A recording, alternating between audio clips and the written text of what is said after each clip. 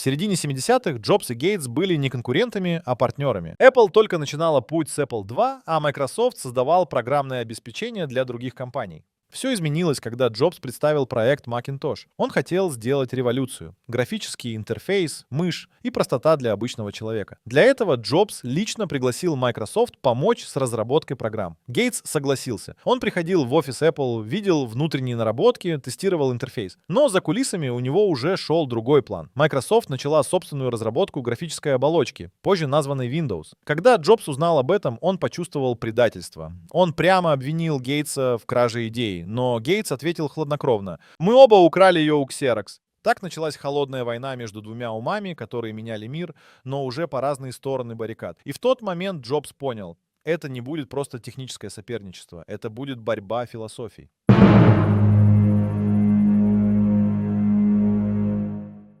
После запуска Macintosh Джобс рассчитывал на успех, но Microsoft выстрелила первой. В конце 80-х вышла первая версия Windows. Она напоминала интерфейс Mac. Окна, курсор, иконы. Джобс был в ярости. Он считал, что это откровенное копирование. Однако в контракте между Apple и Microsoft, подписанном ранее, Гейтс предусмотрел лазейки. Он добился юридической защиты, позволившей Microsoft выпускать Windows без страха быть засуженной. Судебное разбирательство, начатое Apple, закончилось поражением. Windows стремительно набирала долю рынка, особенно в корпоративном сегменте, где Apple проигрывала. Гейтс сделал ставку на лицензию, позволив десяткам производителей ставить Windows на свои ПК. Джобс хотел все контролировать: железо, софт, дизайн. Их пути разошлись навсегда. И хотя Windows был не таким изящным, как Mac, он победил числом. Джобс понял: красивая идея не всегда побеждает прагматизм. Но он уже затаил ответный удар.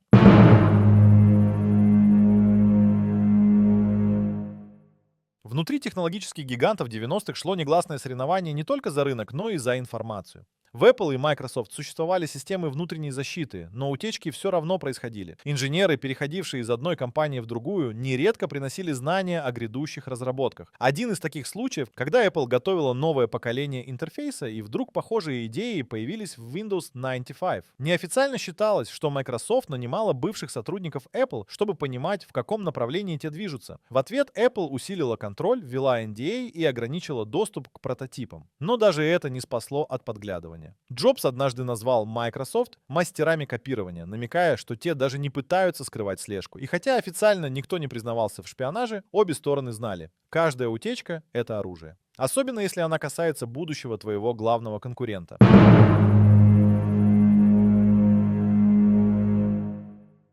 К началу 90-х Apple и Microsoft поняли: следующая битва за умы будущих поколений. Apple первой начала программу поставок компьютеров в школы. Бесплатные или льготные поставки Macintosh сделали бренд знакомым ученикам. В ответ Microsoft начала агрессивную кампанию. Лицензионные Windows и Office внедрялись через образовательные инициативы и государственные программы. Цель была проста: если ребенок привыкает к одной системе, он будет использовать ее всю жизнь. В некоторых штатах США начались тихие войны. Apple и Microsoft лоббировали свои интересы на уровне местных властей. В одних округах Apple дарила компьютеры целыми партиями, в других Microsoft предлагала обучение учителей и бесплатный софт. Эта битва за школы формально не освещалась в СМИ, но именно она определила лояльность миллионов будущих пользователей. И в этот момент стало ясно: их борьба вышла далеко за рамки бизнеса.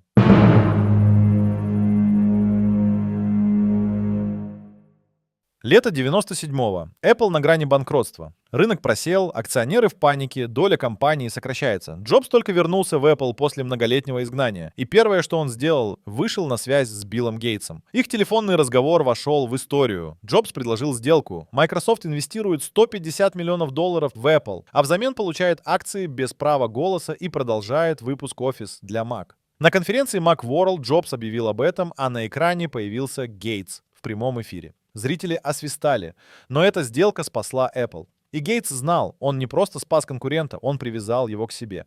Позже он признался, что сожалел. Если бы сохранил те акции, его капитал вырос бы многократно. Но тогда это было стратегическое решение. И шаг, который Джобс запомнил навсегда.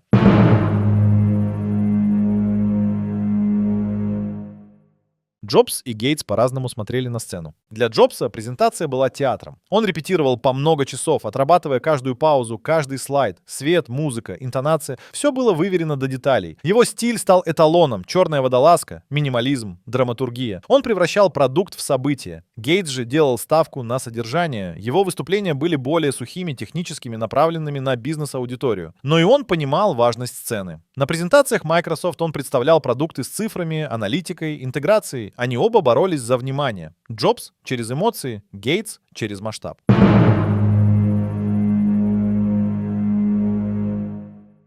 Внутри Apple и Microsoft существовали абсолютно разные корпоративные культуры. В Apple царила атмосфера креативного давления. Все ради идеала, даже если это стоило нервов. Джобс требовал невозможного, мог унизить, уволить, но при этом вдохновлял. В Microsoft преобладал инженерный подход. Гейтс верил в силу чисел, алгоритмов и дисциплины. Сотрудники Apple работали ради визии, сотрудники Microsoft ради результата и масштаба. Эти разницы не были мелочью, они формировали продукты. Mac казался живым и интуитивным, Windows — функциональным и массовым. Даже в рекламе чувствовался контраст. Apple выпускала яркие эстетичные ролики, Microsoft делала упор на функции и стабильность. Конфликт Джобса и Гейтса был отражением столкновения двух школ мышления, и мир выбрал сразу обе.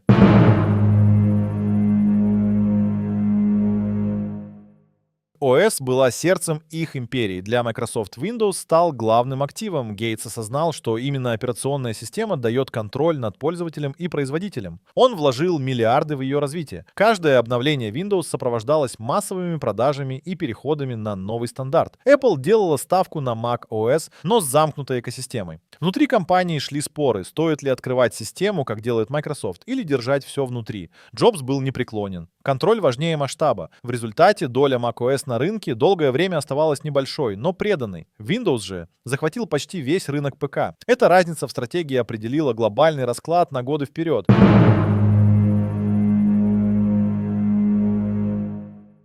Весной 2007-го Джобс и Гейтс появились вместе на сцене конференции All Things Digital. Это стало настоящим событием. Их редко видели в одном кадре, тем более в диалоге. Зрители ожидали холодности, но вместо этого увидели уважение. Они шутили, вспоминали былые времена и, несмотря на различия, признавали важность друг друга. Джобс назвал Гейтса одним из немногих, кто понимал суть IT-индустрии. Гейтс отметил, что Джобс — мастер видеть будущее и создавать потребность там, где ее не было. Но даже на этой сцене чувствовалась дистанция. В каждой фразе намек на прошлые конфликты, в каждом взгляде память о борьбе. Их не связывала дружба, но связывала поколения. Это было как встреча двух полюсов, которые сформировали цифровую эпоху.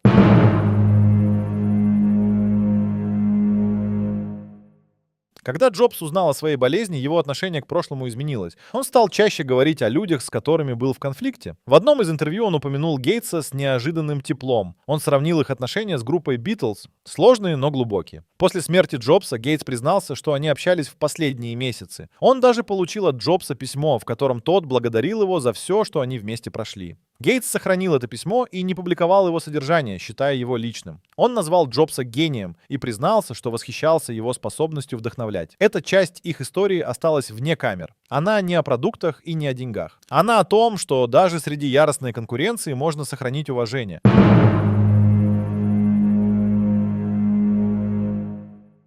После ухода Джобса в середине 2000-х и отставки Гейтса из Microsoft, компании изменились. Microsoft попыталась адаптироваться. Она вышла на рынок мобильных устройств, но безуспешно. Windows Phone не смогла конкурировать с iPhone. Без харизмы Гейтса компания потеряла лидерский драйв, сосредоточившись на бизнес-сегменте. В Apple, напротив, после ухода Джобса в 2011-м компания не только не рухнула, но и укрепила позиции. Под руководством Тима Кука Apple стала машиной прибыли. Но многие фанаты чувствовали, дух Джобса ушел. Продукты стали прагматичнее, менее революционными. Между тем Гейтс занялся благотворительностью, а Apple — борьбой за экосистему. Каждая компания пошла своим путем. Их эпоха осталась в истории, но последствия ощущались повсюду. Особенно в том, как мы живем, учимся и работаем сегодня.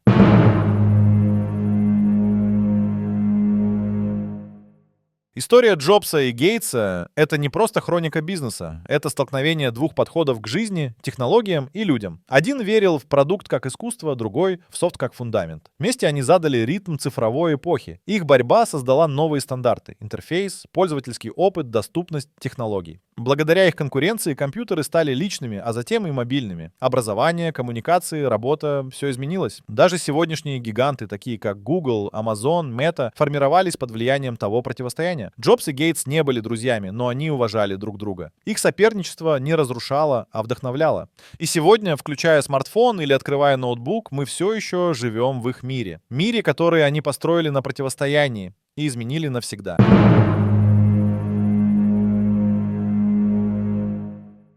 Несмотря на острые моменты, между Джобсом и Гейтсом были и моменты, когда вражда отступала. Когда Apple запустила iTunes на Windows, Гейтс поддержал это. Когда Microsoft терпела убытки Zune, Джобс не комментировал в прессе. Во время болезни Джобса Гейтс не давал интервью, избегая темы соперничества. После смерти Джобса Гейтс выступил с публичным признанием: «Я завидую его чувству вкуса». Эти моменты были краткими, но важными. Они говорили, что за технологической битвой стояли живые люди, не лишенные уважения и сострадания. Вечные конкуренты, они изменили друг друга больше, чем кто-либо другой. И пусть история запомнит их как оппонентов, но финальные штрихи их отношений — не вражда, а тишина, которую оставляют только те, кто действительно важен.